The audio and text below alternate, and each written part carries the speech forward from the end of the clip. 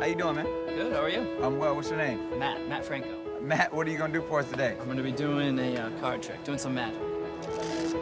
When I first saw magic, it was on TV. I was 4 years old.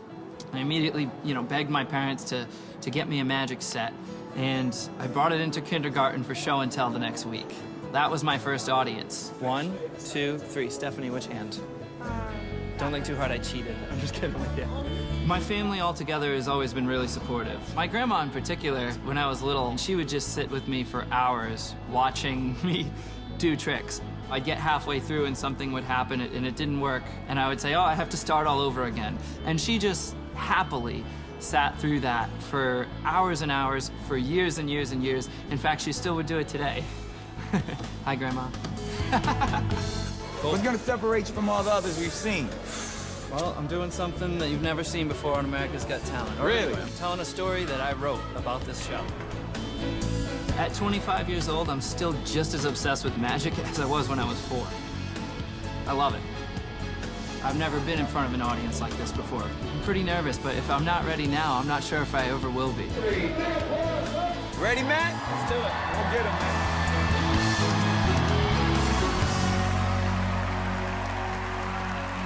Wow. Hi. How you doing? Good. Welcome to America's Got Talent. Thank you. What's your name and what are you going to be doing for us today? My name's Matt Franco, and I'm gonna do some magic. When did you start getting into magic? Like, what age? I started becoming fascinated with magic when I was 4 years old. 4. Yeah, I saw a magician on TV, and I would record every magic show on the old VHS, and I would watch them over and over in slow motion to try to figure out how to do the tricks. That's how I learned. Wow. Wow, so you're self-taught? Yes. Well, I think we're excited to see it. Good luck and enjoy yourself. Thank you. I wrote a story just for you guys. It's a close-up trick. If you don't mind, I'm going to join you at the table. Yeah. Okay. Come on over.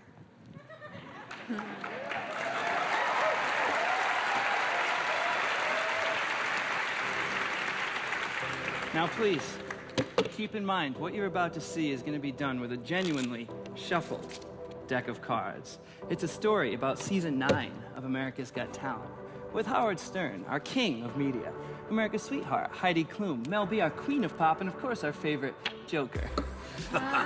Don't worry, Nick, I haven't forgotten about you. You really are a jack of all trades. Jack of all trades.